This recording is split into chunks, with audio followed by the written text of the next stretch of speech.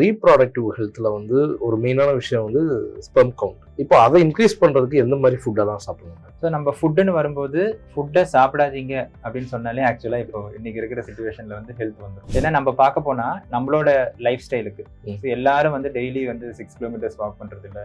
நம்மளுடைய ஊரில் வந்து டிரான்ஸ்போர்ட் கனெக்டிவிட்டி ரொம்ப சூப்பராக இருக்குன்றதுனால நம்மளோட பிரச்சனை என்னென்னா நம்ம நடக்கிறதே இல்லை. ஸோ இதுவே நம்ம ஒரு ஃபாரின் கண்ட்ரீஸில் பார்த்தோம்னா அவங்களுக்கு இருக்கிற அந்த சுச்சுவேஷன் என்னென்னா, இப்போ பாரிஸ்க்கு போனீங்கன்னா 2 மெட்ரோ ஸ்டேஷன் நடுவில் நடக்கிற தூரமே 2 கிலோமீட்டர் இருக்கும். இப்போ சிங்கப்பூர் போனீங்கன்னா அவங்க மெட்ரோ ஸ்டேஷனில் போகிறதுக்கு அந்த டைம் ஆகும். இப்போ நம்ம என்ன பண்ணுறோம் அப்படின்னா, there is good connectivity, 2 wheeler நம்ம அதை வச்சுட்டு நம்ம ஊரே நம்ம எல்லாமே முடிச்சுட்டு வந்துடுறோம். அப்படி இருக்கும்போது எந்த ஒரு ஆக்டிவிட்டிக்குமே வந்து நம்ம ஆக்டிவிட்டி கொடுக்கறது இல்லைன்றதுனால நம்மளோட கலோரி ரிக்யர்மெண்ட் கம்மியா இருக்கு.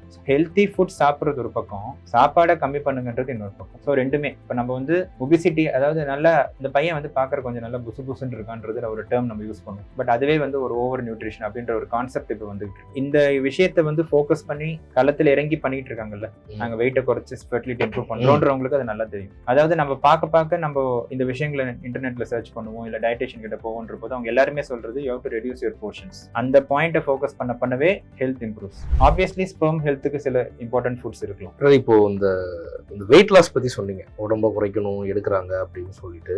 வெயிட் லாஸ் பண்றதுல சில மெடிசன்ஸ்லாம் அவங்க எடுத்துக்கிறாங்க. ஸோ நியூட்ரிஷன் ரிலேட்டடா எடுத்துக்கிறாங்க. அதுக்கும் இந்த ஸ்பெர்முக்கு ஏதாவது ரிலேட்டட் கனெக்டிவிட்டி இருக்கா டாக்டர்? ஸோ இதில் வந்து நம்ம 2-3 விஷயம் ஒரே கொஸ்டினில் ஃபோக்கஸ் பண்ணுறோம். There are some prescribe medicines for weight loss, but that can be prescribe only by the expert. அதே மாதிரி நான் சும்மா போய் கடையில் இந்த மாத்திரை வாங்கி சாப்பிட்டு வெயிட் குறைப்பேன், அந்த கான்செப்ட் இல்லை. அதே மாதிரி யாருக்கு கொடுக்கணும், எந்த மாதிரி கேட்டகரியில் இதை யூஸ் பண்ணணும், எந்த இடத்துல யூஸ் பண்ணணும், எடுத்தோடனே நாளைக்கு நீங்கள் மெடிசன் ஸ்டார்ட் பண்ணுங்கன்னு சொல்கிறது இல்லை. Have you tried all the methods? எதுவுமே ஒர்க் ஆகலையா, சரி அந்த வெயிட் லாஸை கிக் ஸ்டார்ட் பண்ணுறதுக்கு வேணால் நம்ம ட்ரக்கை யூஸ் பண்ணலாம். That is also with expert. நாங்களே ஒரு பேஷண்ட் பார்க்குறோம், இஃப் தேர் ஒபீஸ், மேபி இன்னைக்கு காலகட்டத்தில் நியூ ட்ரக்ஸ் வந்திருக்கு, அதை மேபி யூஸ் பண்ணலாம். But that is not the first solution. அதே மாதிரி நீங்க சப்ளிமெண்ட்ஸ் பத்தி கேட்டீங்க. இந்த சப்ளிமெண்ட்ஸ்ல 2 வகை இருக்கு. ஒன்னு வெயிட் லாஸ் சப்ளிமெண்ட்ஸ், இன்னொன்னு ஸ்பெர்ம் சப்ளிமெண்ட்ஸ். நம்ம என்ன பண்றோம், we try to be over healthy.